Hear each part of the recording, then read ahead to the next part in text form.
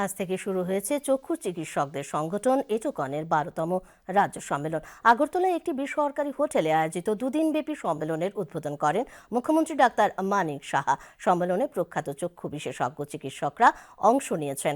দেশের বিভিন্ন রাজ্য থেকেও প্রবীণ চক্ষু চিকিৎসকরা এতে অংশ নেন। সম্মেলনে এআই প্রযুক্তি ব্যবহার করে চক্ষু চিকিৎসা সহ বিভিন্ন বিষয়ে আলোচনা হবে। উদ্বোধনী অনুষ্ঠানে 3 জন প্রবীণ চক্ষু চিকিৎসককে সংবর্ধনা প্রদান করেন মুখ্যমন্ত্রী। এছাড়াও একটি স্মরণিকার আবরণ উন্মোচন করা হয়।